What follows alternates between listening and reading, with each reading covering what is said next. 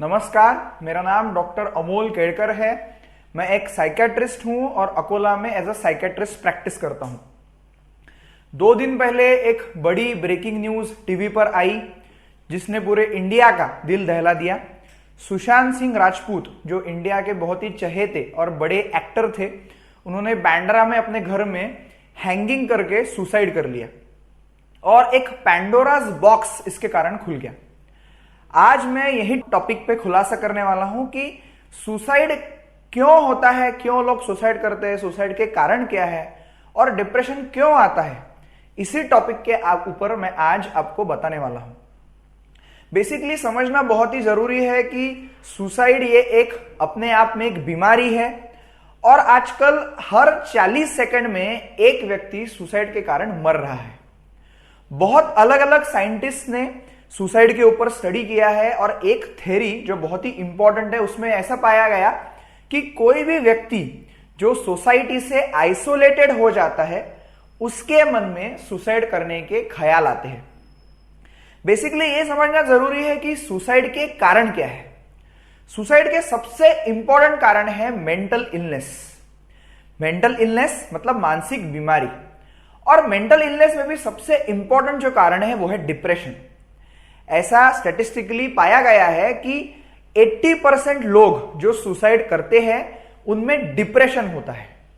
Depression के साथ साथ बहुत ऐसे लोग हैं जो सब्सटेंस लेते हैं, मतलब अल्कोहल लेते हैं या गांजा लेते हैं, ऐसे अलग अलग प्रकार के सब्सटेंस जो लेते हैं वो सुसाइड करने के ज्यादा प्रोबेबल होते हैं। साथ ही में बहुत लोगों को स्किज़ोफ्रेनिया हो सकता है, कुछ लोगों को डेल्यूजनल डिसऑर्डर होता है। ऐसे अलग अलग प्रकार के मेंटल इलनेस सुसाइड करने वाले व्यक्ति में पाए जाते हैं। साथ ही में बहुत सारे एक्सटर्नल फैक्टर्स हैं जिसके कारण व्यक्ति सुसाइड करने के लिए प्रवृत्त हो जाता है। जैसे उदाहरण के तौर पर financial conditions, academic failures, professional failures, relationship breakup, sexual problems, ऐसे बहुत सारे कारण हैं जिसके कारण वो व्यक्ति सुसाइड करने के लिए प्रवृत्त होता है। 1 से 2% लोग ऐसे भी हैं कि जिनको पर्सनालिटी इश्यूज है या इंपल्स कंट्रोल डिसऑर्डर है, ऐसे लोग भी सुसाइड करते हैं।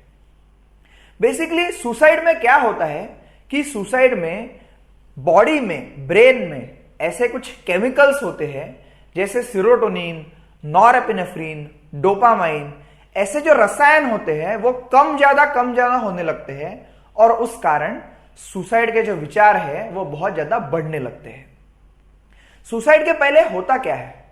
सुसाइड के पहले वो व्यक्ति को लगने लगता है कि there is no way out, कोई भी रास्ता अब आगे बचा नहीं है, कोई भी मोटिवेशन बचा नहीं है।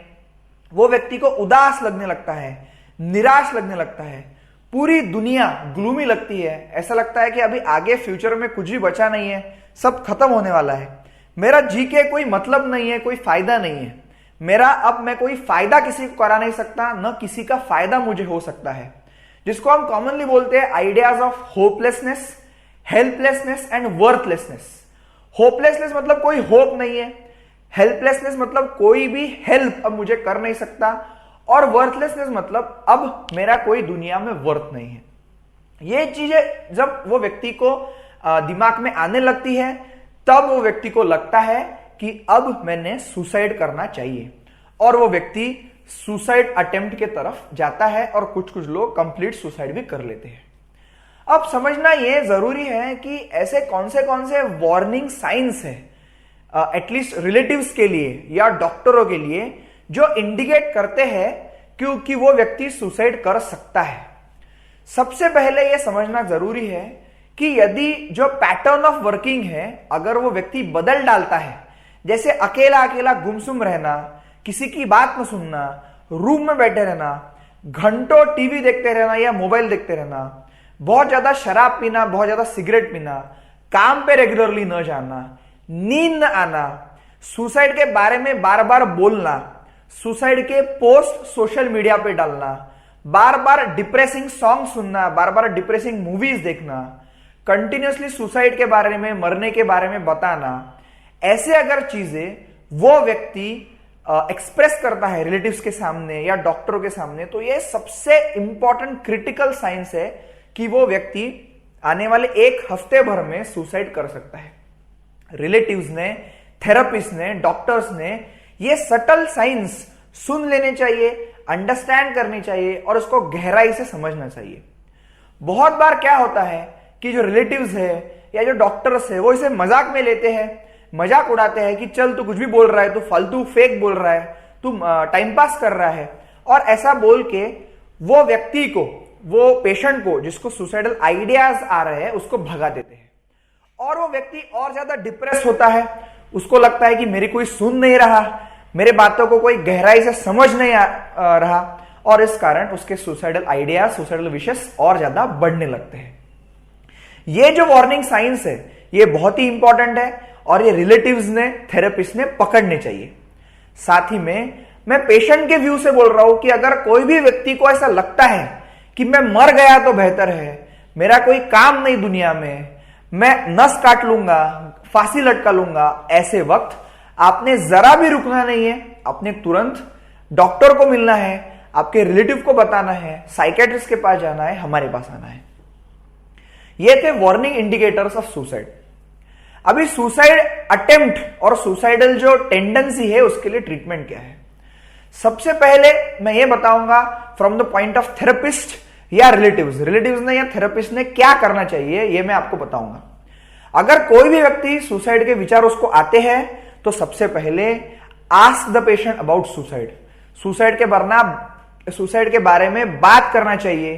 क्या आपको सुसाइड के विचार आ रहे हैं, क्यों आ रहे हैं, कब से आ रहे हैं, ओपन अप करो, आपकी बातें बताओ। ये सुनना, ये समझना रिलेटिव को और थेरेपिस्ट को बहुत ज्यादा जरूरी है। अगर हम लिसनिंग करते हैं, खाली लिसनिंग एक बहुत बड़ा इंपॉर्टेंट आर्ट है। अगर रिलेटिव या थेरेपिस्ट लिसनिंग करते हैं, सुन लेते हैं कि सामने वाले व्यक्ति को क्या पेन है, क्या ग्रीवेंस है, क्या सफरिंग है, यदि वो व्यक्ति खाली सुन लेता है तो मैं आपको वादा करता हूं एज अ साइकेट्रिस्ट कि 50% प्रॉब्लम्स वो व्यक्ति के खत्म हो जाएंगे, नष्ट हो जाएंगे। क्योंकि आजकल की दुनिया में कोई सुनने वाला व्यक्ति मिलता नहीं है। एडवाइस देने वाले बहुत लोग मिलते हैं लेकिन सुनने वाले व्यक्ति कोई भी नहीं मिलता। इसलिए लिसन करो, आस्क करो कि क्या आपको सुसाइड के विचार आ रहे हैं, उनको बोलो कि हम टच में रहेंगे, स्टे इन टच, डिस्कस करो। सोशल मीडिया के पीछे मत भागो। अगर हम एक्सप्रेस करते हैं, कम्युनिकेट करते हैं तो हम डेफिनेटली अच्छे हो सकते हैं और पेशेंट को अच्छा कर सकते हैं। सिमिलरली पेशेंट के व्यू से बताना चाहूंगा कि ट्रीटमेंट क्या है। जैसे मैंने कहा, जब भी आपके दिमाग में कोई भी सुसाइडल विचार आते हैं तो आप रुके नहीं, आप समझ लीजिए कि आपको मेंटल प्रोफेशनल की, मेंटल एक्सपर्ट की आपको जरूरत है। आप साइकेट्रिस्ट के पास आ सकते हैं, हमारे पास आ सकते हैं, और जितने जल्दी आप ट्रीटमेंट लेंगे उतना अच्छा आप हो सकते हैं। मैं रोज अलग अलग प्रकार के पेशेंट्स देखता हूं, सुसाइडल पेशेंट्स देखता हूं। मैं आपको गारंटी से बताता हूं कि हम पिछले 6 साल से मैं काम कर रहा हूं, more than hundreds of patients जो सुसाइडल विचार लेके आए थे हमारे पास, उनको हमने अच्छा किया है। और डेफिनेटली सुसाइड को हम अच्छा, सुसाइडल अटेम्प्ट को, सुसाइडल विशेस को, डिप्रेस पेशेंट्स को हम अच्छा कर सकते हैं। काउंसलिंग के अलावा हम मेडिसिन पेशेंट को दे सकते हैं। आज ऐसे बहुत सारे मेडिसिन उपलब्ध है जिससे पेशेंट पूरी तरह ठीक हो सकता है, क्योंकि ये मेडिसिन ब्रेन के केमिकल्स के ऊपर काम करते हैं और ये मेडिसिन केमिकल्स को नॉर्मलाइज करते हैं। साथ ही में इलेक्ट्रोकन्वल्सिव थेरेपी, जो बहुत ज्यादा सुसाइडल डिप्रेशन जिसको है उसे हम इलेक्ट्रोकन्वल्सिव थेरेपी मतलब ईसीटी हम दे सकते हैं और पेशेंट को अच्छा कर सकते हैं। आज शहर में चाहे वो छोटा हो बड़ा हो, बहुत अलग अलग प्रकार के सुसाइड हेल्पलाइन नंबर्स अवेलेबल है, नेट पे हेल्पलाइन नंबर्स अवेलेबल है, साइकेट्रिस्ट अवेलेबल है। मेरी ये रिक्वेस्ट है कि यदि आपको या आपके रिलेटिव्स को, आपके घर में किसी को भी सुसाइड के विचार आते हैं तो आप जरा भी ना रुके। आज सुसाइड का, डिप्रेशन का एक पैंडेमिक हम देख रहे हैं। आपने तुरंत जाके डॉक्टर का हेल्प लेना चाहिए और अपने आप को अच्छा करना चाहिए।